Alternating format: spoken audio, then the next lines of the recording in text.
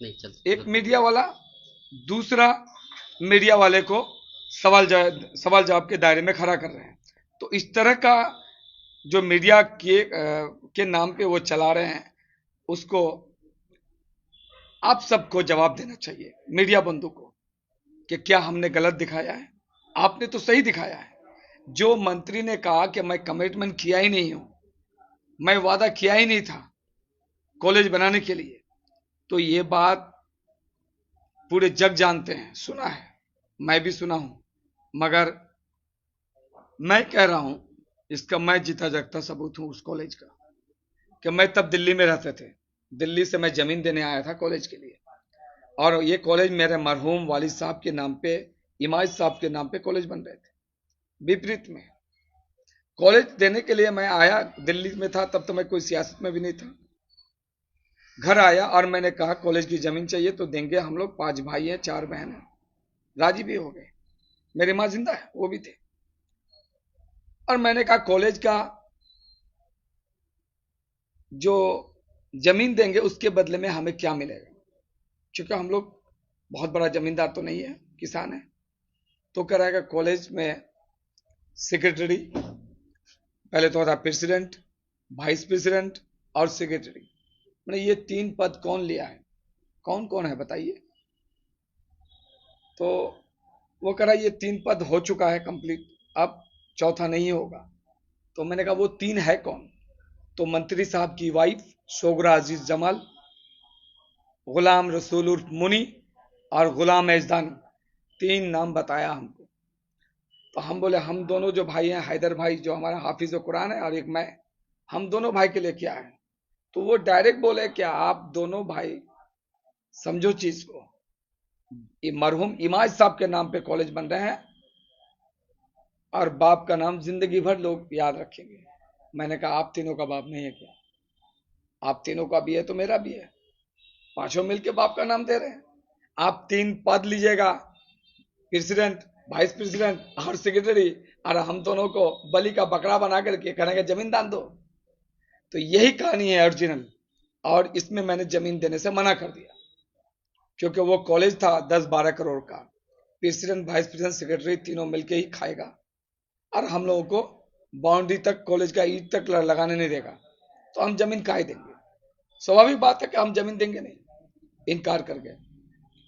और यहां तक हैदर भाई ने कह दिया लास्ट में कि मैं पढ़ा लिखा नहीं हूँ, आली मदरसा लाइन में हूँ, सर्वर पढ़ा लिखा है, आप इनको एक कॉलेज का पद दे दो। नहीं दिया। ये बात मेरी माँ के, माँ गवाह है, मेरी बहन लोग गवाह है। तो कॉलेज नहीं बनने दिए। तो ये आदमी कैसे झूठ बोला कि, और कैसे ये झूठा बोला कि हम कॉलेज की कमिटमेंट नहीं किए। और कॉलेज की कमिटमेंट की और बात बताओ, कि कभी फुलवारी में जमीन देखने गया, कुकिला फुलवारी, कभी गुत्ती जौला बिल में देखा, कभी बोरबिल्ला में देखा, कभी चांदबिदा में वो बुरुआ चाचा बोला था, वो भी जमीन देना चाहा था, उसके साथ भी वही हो रहा था।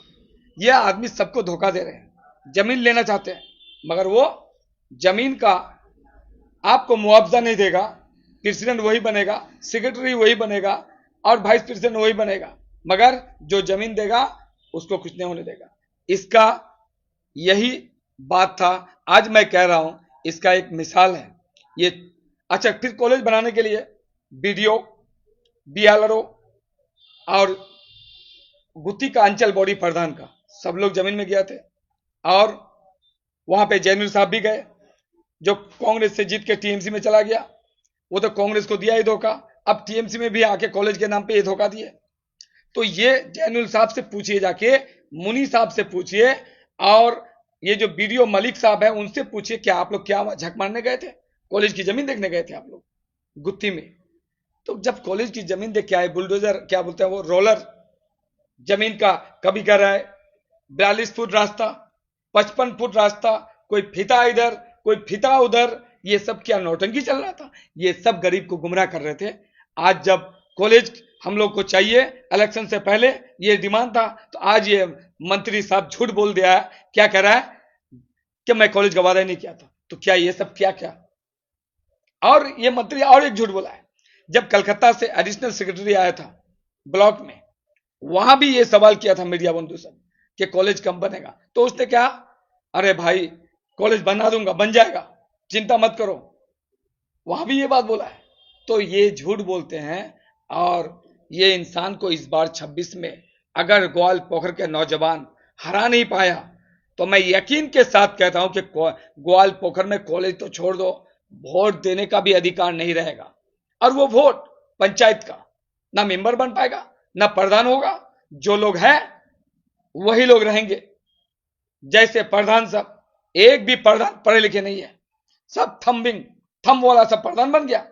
और एक एक प्रधान का इतिहास उठाइए, कोई स्मोगलर, कोई ब्लैकदार, कोई इतिहास देखिए, बैंक चोरी, बैंक चोर, बैंक का रुपया चोरी करने वाला, कोई देखिए आप छिनताई करने वाला, यही लोग तो नेता बने हैं ग्वाल पोखर में। अगर इस नेताओं को हटाना है तो फिर युवा